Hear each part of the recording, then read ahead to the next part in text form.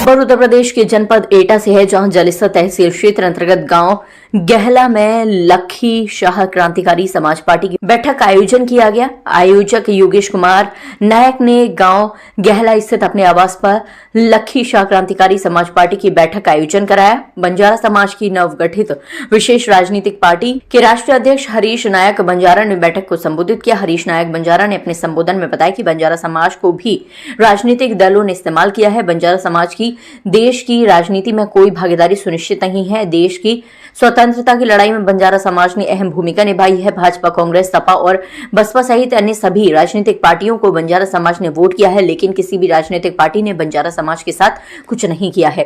बंजारा समाज क्रांतिकारी मानसिकता का समाज है। स्वाभिमान के साथ बंजारा समाज ने कभी कोई समझौता नहीं किया। हमारी घुमंतु बंजारा जाति को सरकार ने जबरदस्ती अपराधी प्रवृत्ति की जाति घोषित करते हुए अपराधी होने का तमगा दिया है। बंजारा समाज हमेशा से दूसरी पार्टियों की गुलामी करने का काम किया है, लेकिन अब बंजारा समाज को किसी भी राजनीतिक पार्टी की गुलामी करने की जरूरत नहीं है। अब अपनी लखी शाह क्रांतिकारी समाज पार्टी में पूरे मनोयोग से काम करते हुए सभी राजनीतिक दलों को मुंहतोड़ जवाब देने का समय आ गया है। आगामी चुनाव में लखी शाह क्रांतिकारी समाज पार्टी अपने उम्मीदवार चुनाव मैदान में उतारेगी। लखी शाह क्रांतिकारी समाज पार्टी के राष्ट्रीय प्रमुख महासचिव गिरीश नायक बंजारा ने बताया कि बंजारा समाज का बुरी तरह से शोषण किया जाता है और अब बंजारा समाज की सुनने वाला कोई नहीं है। एटा से जिला संवाददाता समीम खान के साथ आदित्य कुमार की रिपोर्ट। हमारी बिल्कुल साफ है कि हमने बंजारा समाज को लेके और जो हमारा 12 समाज एक कहलाता है हम लोगों की भाषा में, जिसमें ये सांसी, भातू और आप ये समझिए कलाबाज, इस तरीके की 12 जातियां हैं। इनको लेके हमने जो है लखी शाह क्रांतिकारी समाज पार्टी का गठन किया है। ये सब हमारे साथ हैं। बंजारा समाज एक बड़ी संख्या में प्रदेश में रहता है और हमारे समाज की भी कोई भी सरकार, कोई भी पार्टी कोई गिनती नहीं करती है। तो हम अब ये चाहते हैं कि जैसे आपकी जलेसर विधानसभा ही है, यहाँ पे करीब 12 से 14 हज़ार हमारे वोटर हैं और यहाँ के विधायक जो हैं वो 5,000 वोटों से जीते हैं।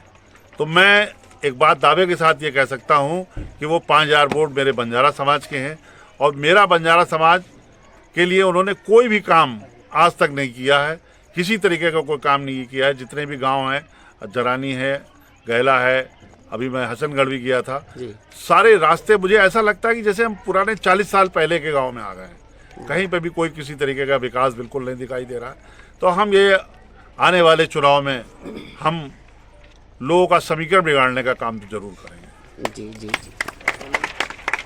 अच्छा, आगामी चुनाव में आप लोगों के बीच अपनी क्या क्या जो है मुख्य चीज़ें लेकर जाएंगे जिससे चुनाव का वो मापदंड तय होंगे? हमारी एक बहुत पुरानी मांग है अनुसूचित जनजाति की। जी। प्रदेश में हम कहीं पर ओबीसी हैं, कहीं एससी हैं। तो हमारी एक पुरानी मांग प्रदेश में जो है, अभी हमारे एक महाराष्ट्र के नेता संजय जी ने एक बात कही थी, उसमें शायद ओम बिरला जी की मीटिंग थी, तो उन्होंने उनसे ये कहा था कि 3 लोगों को उन्होंने बताया था कि उमेश यादव जी एक पूर्व सांसद हमारे जो हैं वो कर्नाटक से हैं, अभी जो कांग्रेस के राष्ट्रीय अध्यक्ष हैं उनको पहले उन्होंने हराया था, क्या नाम है, खलवे जी नाम है, खड़गे जी को, मल्लिकार्जुन खड़गे जी, उमेश यादव जी और एक और नेता। तो उन्होंने बताया था संजय जी ने कि मैं ओबीसी में हूँ, ये एसटी में है, वो एससी में है।